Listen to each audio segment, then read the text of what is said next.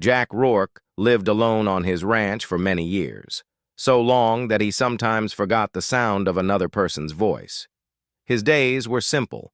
He woke before sunrise, fed the horses, checked the fences, cleaned the tools, and sat on the porch with a cup of bitter coffee that tasted like dust. The desert around him was quiet most days, only wind moving across the dry ground. Jack liked the silence. It felt safe. It felt familiar. He had once been a cowboy who traveled from town to town, helping people, guiding herds, protecting caravans during border problems. But age, loss, and long years had pushed him toward a quiet life. Now he lived in a wooden house at the edge of the desert, with only horses and a few stray dogs for company. He did not complain. He thought this was how life was meant to end for him, silent, slow, and empty. One evening, the sky turned dark faster than usual. Thick clouds rolled in, and the wind picked up sand from the ground. Jack knew a dust storm was coming. He tied the barn doors, secured the tools, and brought the horses inside. By the time he reached his porch, the storm slammed against the ranch like a beast made of wind. The windows rattled, the old walls groaned, and dust whistled through every crack.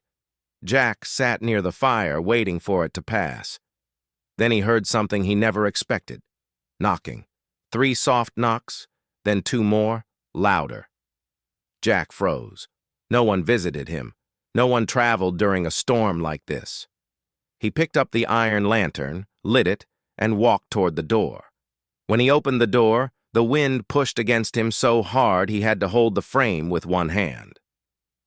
But what shocked him more was what he saw outside. 5 women standing in the storm, their hair tangled with dust, their clothes torn, their faces pale with exhaustion.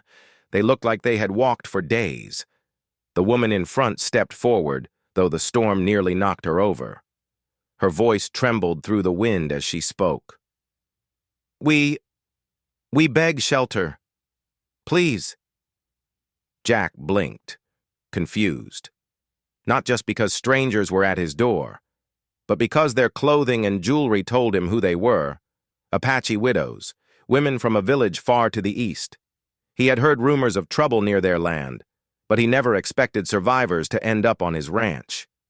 He opened the door wider. "Come in, quick!" They hurried inside, coughing as the dust followed them. Jack shut the door and placed a heavy wooden bar across it. The wind rattled the house.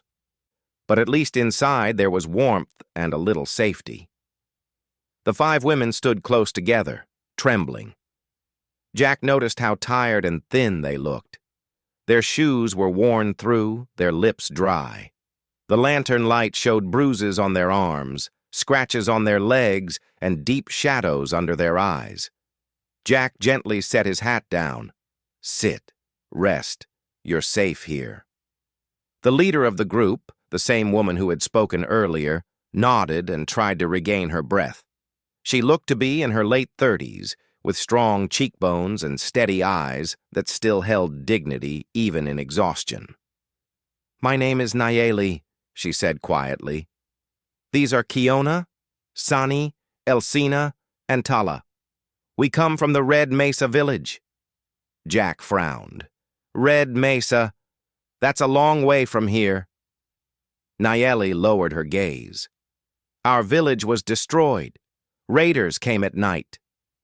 We lost our homes, our families, everything. We walked for days through the desert.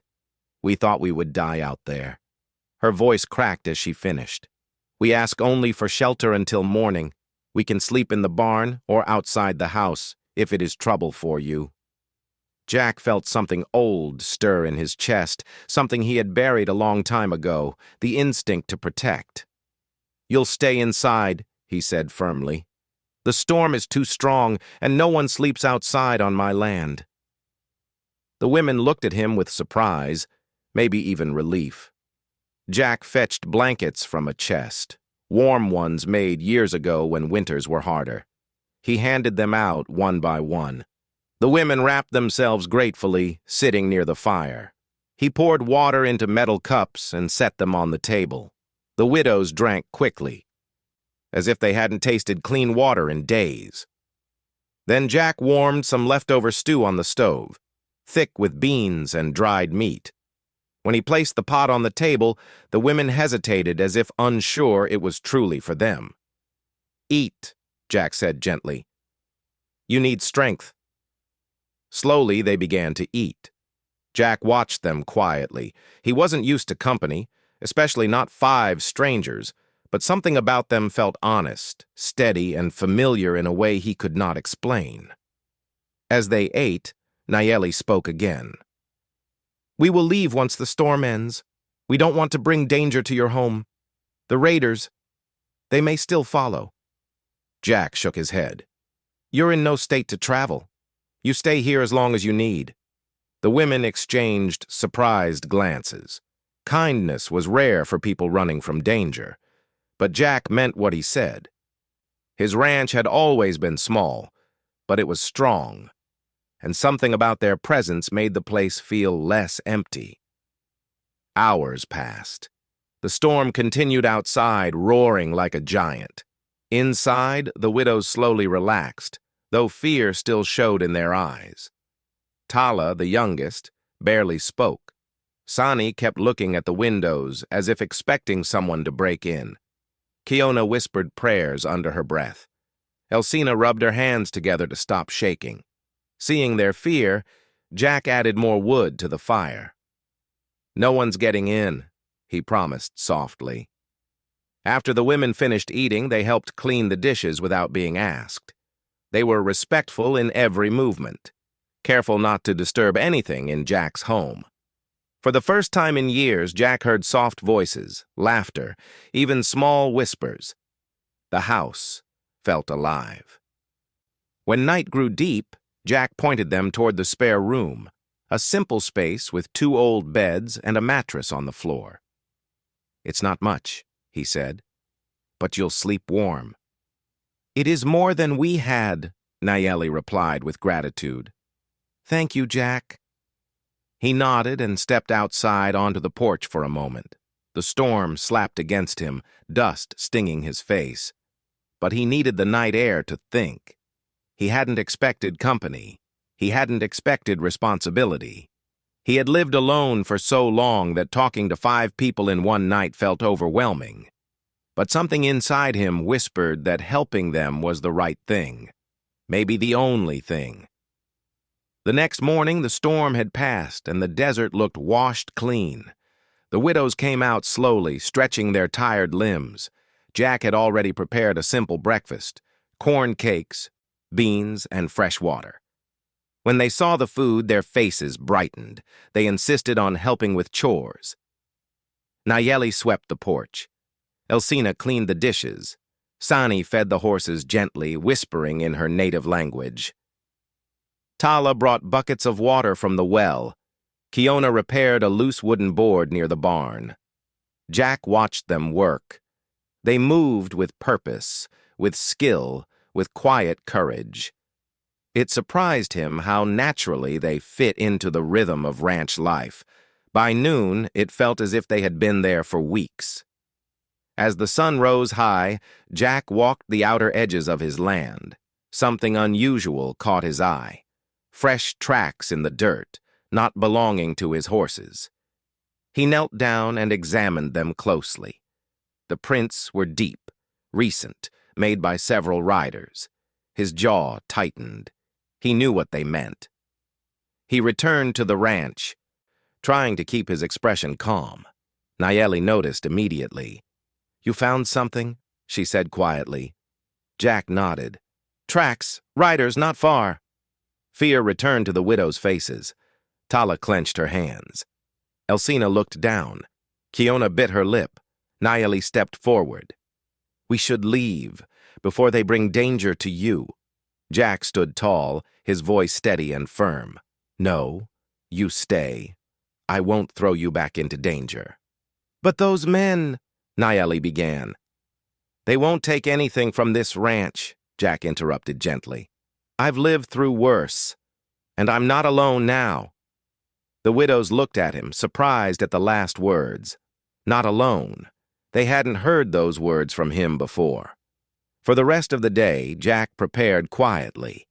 He checked the barn locks, secured the fences, repaired the shutters, and made sure the widows had places to stay safe. He didn't want to fight. He only wanted to protect the people under his roof. As evening came, the widows gathered near the porch. The sky glowed orange, calm after the storm. Nayeli stepped beside Jack. "You helped us when you had no reason," she said softly. "We will not forget this." Jack looked at her, old eyes meeting strong ones. "You needed help. That's reason enough." The desert wind moved gently around them. The horses snorted in the barn. The widows stood close together, fear slowly turning into trust. Jack Rourke had lived alone for years, but now he knew the truth. He didn't want to lose the people who had come to him in the storm. In the distance, dust rose again. Small at first, then growing. Riders were returning. Jack took a deep breath, calm as an old mountain. "Stay inside," he said. "You're safe here." The widows obeyed, watching him with wide eyes as he stepped forward, ready for whatever came next. Part 1 ends with Jack standing tall on his porch, the desert wind behind him, and danger moving closer. But for the first time in years, he felt alive again, because he had something worth protecting. The next morning, Jack Rourke woke before sunrise, as usual. But the quiet he loved had changed. The 5 widows were already awake, moving softly around the ranch. Tala carried water from the well. Elsina prepared breakfast over the fire. Sani checked the horses in the barn, whispering gentle words to calm them. Kiona and Nayeli repaired the fence near the corral. Their hands were rough but steady, their movements careful, as if they understood the rhythm of ranch life naturally. Jack watched them for a moment and felt a strange warmth. His ranch had been quiet for years, but now it was alive. The widow's presence filled it with noise, motion, and purpose. He stepped out of the house, carrying his hat and a cup of coffee. The smell of fire, fresh water, and cooked beans mingled in the cool morning air. Jack sipped his coffee slowly, feeling the sting of dust in his throat, but also a sense of pride. "Morning," he said softly. "Morning," Nayeli replied, pausing from hammering a fence post. Her hands were calloused, but her eyes were alert, sharp, and intelligent. Jack glanced at the distant horizon. The tracks he had found the previous day still weighed heavily on his mind. The raiders would not give up easily. They had lost one chance, and now they would return with greater force. "Today," he said, "we prepare. I'll teach you how to watch, how to warn, and how to stay safe. You won't just hide. You'll help protect yourselves." The widows nodded. They understood the need to act, even if fear lingered in their eyes. Jack spent the morning showing them how to set up simple warning signals. He tied ropes between trees that would swing wooden pieces to make noise if anyone crossed the ranch boundary.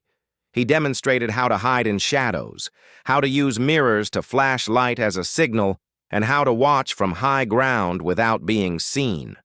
Nayeli learned quickly, and soon she was showing the others how to reinforce weak points in the fence and check for footprints. "Remember," Jack said, "you don't need to fight unless it's the last choice. Use your brains first and strength second." The widows listened carefully. Even Tala, who had been the quietest, followed his instructions with focus and determination. Jack noticed her determination, small but fierce, and it reminded him of the courage people sometimes show when hope is the only thing left. By midday, the ranch looked more prepared than it had in years. The barn was reinforced with wooden planks. The gates were strong. Warning systems were in place. The widows had worked tirelessly, cleaning, repairing, and organizing. Jack felt respect for them growing with every movement they made. As the sun reached its peak, the wind changed. Dust began rising in the distance, not a storm this time, but riders approaching fast. Jack signaled the widows to stay near the house. He moved to the porch, squinting toward the horizon. "They're coming," he said quietly. The widows gathered silently. Fear and determination mixed on their faces. Nayeli stepped beside Jack. "Do we fight?" she asked softly. Jack shook his head. "We don't need to fight like animals. We'll show them we are prepared. We'll make them think twice." The riders appeared as small shapes at first, then clearer. 6 men, their horses kicking up clouds of dust. They were armed, rough, and confident. They expected an empty ranch, weak and vulnerable. They did not expect Jack Rourke.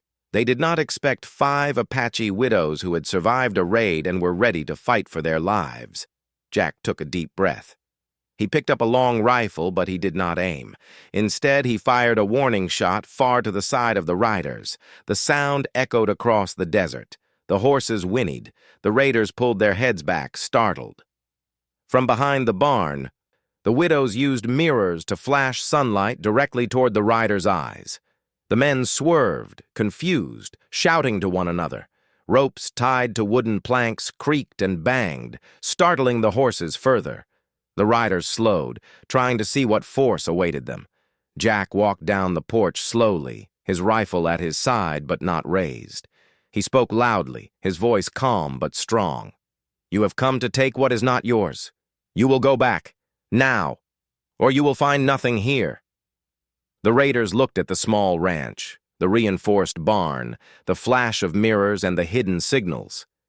Something in Jack's posture, steady and fearless despite his age, made them hesitate. They had expected an easy target, not a man who seemed to have eyes everywhere and courage like a mountain.